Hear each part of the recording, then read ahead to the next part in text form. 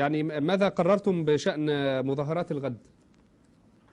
والله مظاهرات الغد يعني أنا كنا منتظرين قرار اللجنة التنسيقية لجماهير الثورة، والقرار صدر من تقريبا ساعتين بأن احنا نرفض هذه المليونية. اللجنة التنسيقية لجماهير الثورة اللي هي بتنظم كل المليونيات السابقة بترفض هذه المليونية ولن تشارك فيها ولا تدعو إليها، بل تدعو الجماهير إلى عدم المشاركة.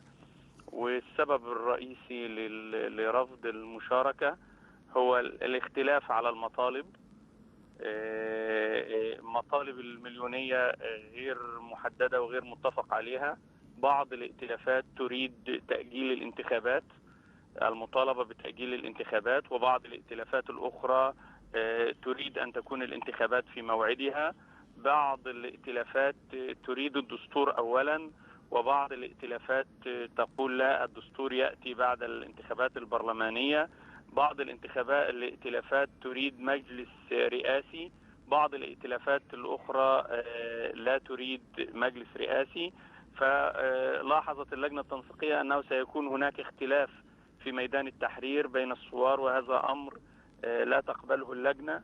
فقررت اللجنة رفض هذه المليونية وعدم المشاركة فيها، بل تدعو اللجنة إلى الجماهير إلى عدم المشاركة. وحقيقة ترى اللجنة التنسيقية أن مطالب الثورة تتحقق مطلبا تلو الآخر، وأن بعض المطالب ستتحقق في القريب العاجل، وبعض المطالب هي استجدت وإن كانت أصبحت من مطالب الثورة. ولكن نحن لا نمانع في المليونيات ولن نمنع المليونيات، بل ستكون هناك مليونيات أخرى.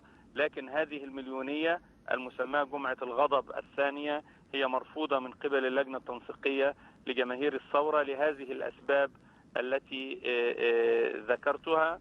ثم أيضا من ضمن هذه الأسباب الحذر من وجود البلطجية، وإن كنا نستطيع أن نضع اعتباراتنا ونواجههم وعندنا المقدرة على ذلك، لكن ليس في هذه الجمعة. نعم. لأنه ليس هناك توحد للمطالب من الأساس. دكتور واللجنة صفوت، التنسيقية نعم. تحترم الإعلان الدستوري والاستفتاء الذي تم، وترى أن هذا يعني الكلام يعني غير مطابق للاستفتاء. طيب دكتور صفوت، يعني كيف تقرأ البيان الذي أصدره المجلس الأعلى للقوات المسلحة بأنه اتخذ قرار بعدم التواجد نهائيا في مواقع المظاهرات ومناطقها التي دعت إليها بعض القوى درءا للمخاوف اللي بتقول أن ممكن يكون هناك وقيعة بين الجيش وبين الشعب؟ هذه معلومات يقينية أن هناك محاولات للوقيعة بين الجيش والشعب، وهذا من القرارات الصائبة جدا التي اتخذها المجلس الأعلى للقوات المسلحة. ونحن نرفض إطلاقا تماما هذه الوقيعة، ولذلك هذا من أحد الأسباب التي جعلت اللجنة التنسيقية لجماهير الثورة المصرية ترفض المشاركة، لأن هناك أشخاص من رموز الحزب الوطني أعدوا مجموعات من الشباب ومجموعات من البلطجية ليتم الاحتكاك بالجيش في أماكن تواجده، وهذا أمر مرفوض تماما.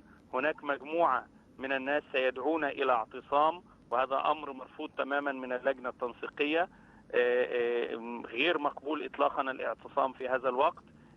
هذه المجموعات التي ستدعو إلى الاعتصام وستحاول الاعتصام أيضا ليسوا كلهم ثوار، بل هناك البعض يريد أن يحتك بالجيش، وهذا أمر مرفوض تماما.